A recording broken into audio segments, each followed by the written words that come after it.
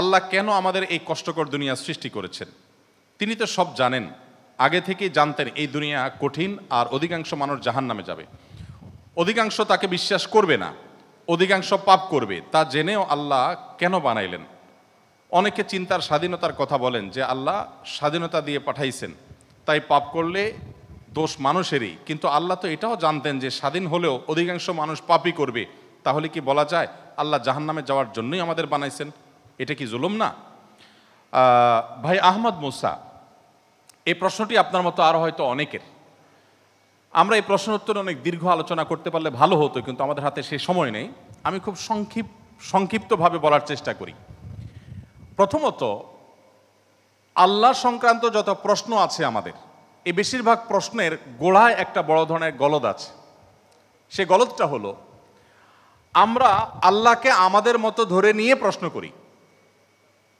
অর্থাৎ আমি আপনি সাধারণ মানুষ সৃষ্টি, আমাদের যে সীমাবদ্ধতা আছে, আমাদের যে জায়গাটা আছে, আল্লাহ রাব্বুল আলামিনকে সেই জায়গায় বিবেচনা করে আমরা প্রশ্ন করি। এটা হলো প্রশ্নের গোড়ায় গলদ।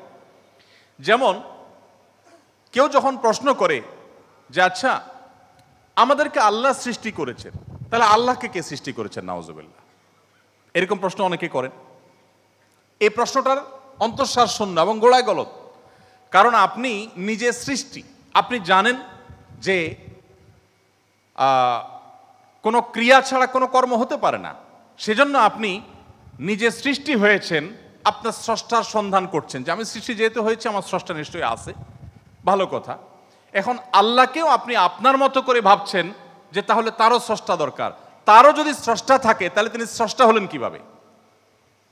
আল্লাহর যদি আবার স্রষ্টা বিবেচনা করা যায়, চিন্তা করা যায়, কল্পনা করা যায়, তাহলে তিনি স্রষ্টা হলেন কোত্থেকে? তাহলে তিনিও তো আমার মতো সৃষ্টি হয়ে গেলেন, যে তারও আরেকজন যদি স্রষ্টা থাকে। আল্লাহর কোনো স্রষ্টা থাকবে না, তিনি নিজেই স্বয়ং সম্পূর্ণ। এটা তো অবশ্যম্ভাবী, কারণ সৃষ্টি জগতের আমরা সবাই যখন সৃষ্টি, তাই সকল সৃষ্টির তো স্রষ্টা দরকার। তো স্রষ্টার যদি আবার মনে করেন যে তার আবার সৃষ্টিকর্তাকে, তাহলে সেক্ষেত্রে তিনি স্রষ্টা হলেন কই? তাকে তো আপনি আপনার মতো করে ভাবছেন।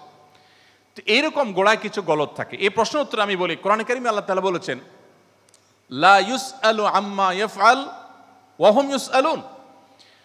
মহান আল্লাহ তাআলা তার নিজের সত্তা সম্পর্কে বলছেন, তিনি যা কিছু করেন তার এই সমস্ত কাজের জন্য কারোর কাছে তিনি জবাবদিহি করতে বাধ্য নন। কারণ তিনি তো মহান সৃষ্টিকর্তা, তার তো কোনো স্রষ্টা নেই, তার উপরে কেউ নেই, তিনি কার কাছে জবাবদিহি করবেন?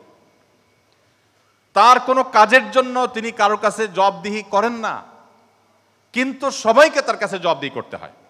এখন আপনি যদি আল্লাহর কাছে কোনো বিষয়ে প্রশ্ন রাখেন, আল্লাহর ব্যাপারে আপনার যদি প্রশ্ন জাগে, তাহলে তার মানে আপনি আল্লাহকে জবাবদিহিতার আওতায় আনতে চাচ্ছেন। মহান সৃষ্টিকর্তা যিনি সকল কিছুর সৃষ্টিকর্তা, তাকেও যদি আপনি জবাবদিহিতার আওতায় আনতে চান, তাহলে তিনি মহান সৃষ্টিকর্তা হলেন কিভাবে সম্ভব? এবার আসা যাক, প্রশ্নে আপনি লিখেছেন যে বেশিরভাগ মানুষ জাহান্নামে যাবে আল্লাহ জানেন, তাহলে আর দরকার ছিল কি তৈরি করা? এখন এখানে রুটিন দায়িত্বপ্রাপ্ত উপাচার্য মহোদয় আছেন। যদি বলা হয় কোনো শিক্ষা প্রতিষ্ঠানের প্রধানকে যে স্যার, আপনি জানতেন আমরা বেশিরভাগ ছাত্র পরীক্ষা ভালো করব না, আমরা আন্দোলন সংগ্রাম নিয়ে ব্যস্ত ছিলাম, পরীক্ষাটা ভালো হবে না, আপনি জানতেন স্যার, তারপর আপনি পরীক্ষাটা কেন দিলেন বলেন? কোন কথার উপরে ঠিক? পরীক্ষা দেওয়া হয়েছে কেন? এই জন্য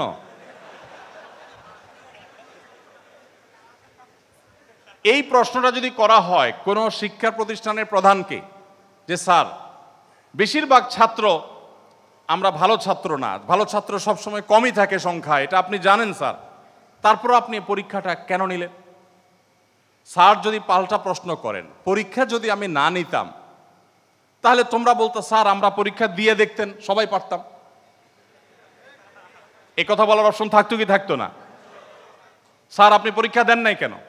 আপনি দিতেন, দেখতেন আমরা কি পরিমাণ যোগ্য, কি পরিমাণ পড়াশোনা আমরা করেছি, আন্দোলন করেছি, তাতে কি হয়েছে? পড়া পিছিয়ে নেই আমরা, সব ক্ষেত্রে আগে আস, এর ফাঁকে ফাঁকে আমরা পড়ালেখা করেছি।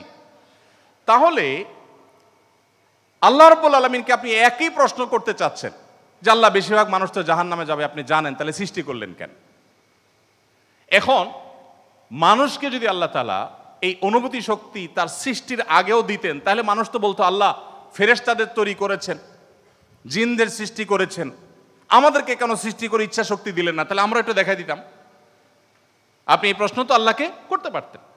মূলত এই সমস্ত প্রশ্নের গোড়ায় গলত আছে। দেখুন, আল্লাহ রাব্বুল আলামিন যখন মহান সৃষ্টিকর্তা, আপনি একটি পুতুল তৈরি করেছেন, একটি পুতুল তৈরি করেছেন মাটির, দুটি পুতুল তৈরি করেছেন, একটি পুতুল আপনি রেখেছেন, আরেকটি পুতুল আপনি ভেঙে দিয়েছেন। এখন আমি যদি আপনাকে প্রশ্ন করি, ভাই কাজটি কি ভালো হলো? একটা পুতুল রাখলেন, আরেকটাকে ভেঙে দিলেন, কেন এরকম করলেন? আমার এই প্রশ্ন করাটা আপনাকে যদি আমি জবাব দিই তার আওতায় আনি, যে আপনাকে বলতে হবে এটা ইলজিক্যাল কাজ, কেন করলেন? আপনাকে প্রশ্ন যদি আমি করি, এই প্রশ্ন করার কি অধিকার আসলে আমার থাকার কথা? আপনি পুতুলটা সৃষ্টি করেছেন মাটি থেকে, করে আপনার একটা ভালো লেগেছে রেখেছেন, আর একটা ভালো লাগেনি ভেঙে ফেলেছেন। পৃথিবীর কোনো মানুষ আপনাকে জবাব দিয়ে তার আওতায় আনতে পারে? এই অধিকার আছে কারোর? থাকার কথা না। এটা একান্ত আপনার ব্যাপার। আল্লাহ রাব্বুল আলামিন যখন কিছু মানুষকে জান্নাতে দিবেন, কিছু মানুষকে জাহান্নামে দিবেন, জাহান্নামীদের সংখ্যা অনেক বেশি হবে, এই সংবাদ জানার পর আমার মধ্যে তো এই তাড়া কাজ করার কথা, যদি আমাকে জাহান্নামে যেতে হয় তাহলে আমার পরিণতি কি হবে? তাহলে আমি কিভাবে বাঁচতে পারি, কিভাবে রক্ষা পেতে পারি, কিভাবে আমি আল্লাহর কাছে আর্গুমেন্ট করতে পারি, কিভাবে প্রার্থনা করতে পারি, কিভাবে নিজেকে আমি সে শুদ্ধতার পথে রাখতে পারি? আমার তো সেই প্রচেষ্টা থাকবে। সেটা না করে আমি আল্লাহকে প্রশ্ন করছি, আল্লাহ কেন দিবেন জাহান্নামে, বলেন আগে। ব্যাপারটা কেমন হলো? আসলে আল্লাহ সম্পর্কে ধারণা না থাকার কারণে, বা আমাদের মতো করে আল্লাহকে ভাবনা চিন্তা করার কারণে, কল্পনা করার কারণে এই ধরনের প্রশ্ন আমাদের মনে আসে। যেহেতু আমাদের সামনে জান্নাত অথবা জাহান্নাম দুটি পথের একটি, অতএব একজন ইমানদার, একজন বুদ্ধিমান মানুষ, তিনি তার জান্নাতের পথকে সুগম করার চেষ্টা করবেন, জাহান্নাম থেকে বাঁচার চেষ্টা করবেন। তিনি আল্লাহকে প্রশ্ন ছুড়ে দিবেন না। আল্লাহকে প্রশ্ন ছুড়ে দিয়ে কি হবে বলেন? আমি আরেকটা উদাহরণ দেই। ধরুন, আপনি একজন মানুষ, আপনাকে বলেছে দরখাস্ত দিতে, তুমি আমার কাছে দরখাস্ত দাও। আপনি আপনার এলাকার জনপ্রতিনিধির কাছে কোনো একটা কাজ নিয়ে গিয়েছেন, এবং সাথে দরখাস্ত তো নিয়েছেন, সাথে সুপারিশ নিয়ে গেছেন, হাই হ্যালো নিয়ে গেছেন, কাউকে দিয়ে ফোন করিয়েছেন, নানাভাবে আপনি চেষ্টা করে আপনি গিয়েছেন। সেই ভদ্রলোকের অফিসে যাওয়ার পর আপনি অনেক চেষ্টা করেছেন, কাজটা হয়নি। এখন আপনি কিন্তু জানতেন যে আমি দরখাস্ত লেখার নিয়ম আছে সেই হিসাবে লিখেছি, আবার সুপারিশও করেছি, কিন্তু আসলে হবে সেটাই যেটা তিনি চাইবেন, তার এখতিয়ার আছে এটা পাশ করা বা না করা।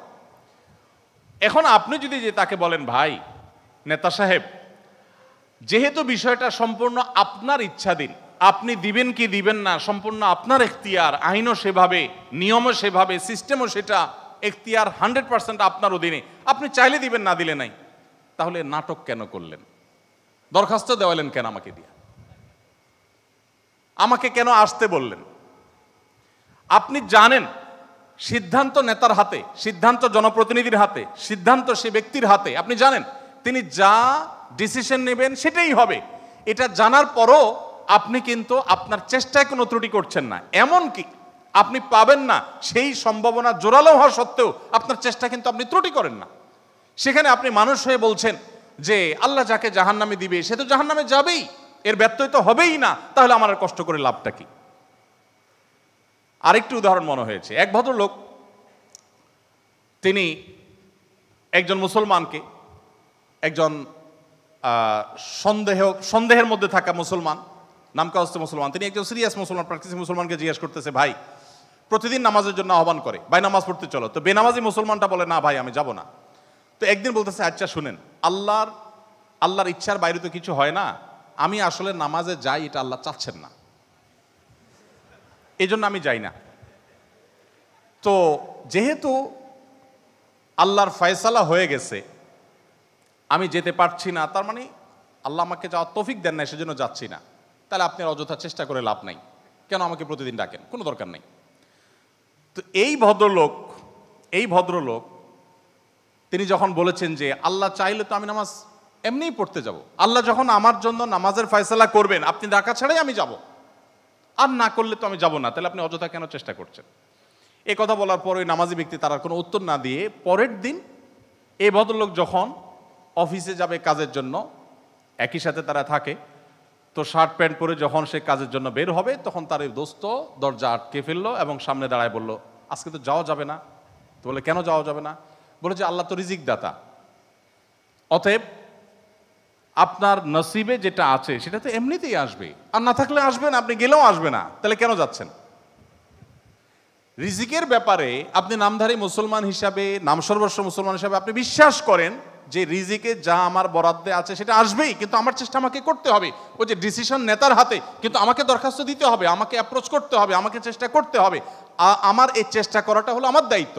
দিবেন কি দিবেন না 100% তার ইখতিয়ারে। আমি জানি তিনি না দিলে আমার চেষ্টা করেও কিছু হবে না, কিন্তু তাই বলে আমি চেষ্টা বন্ধ করব না। ঠিক একইভাবে আমি জান্নাতের জন্য চেষ্টা করব, এটা আমার কর্তব্য, এটা আমার বাঁচা মরার লড়াই। আল্লাহ তাআলা আমাকে জান্নাতে দিবেন কি দিবেন না ডিসিশন তারটাই চূড়ান্ত, তাহলে আমার কাজ করে লাভ কি?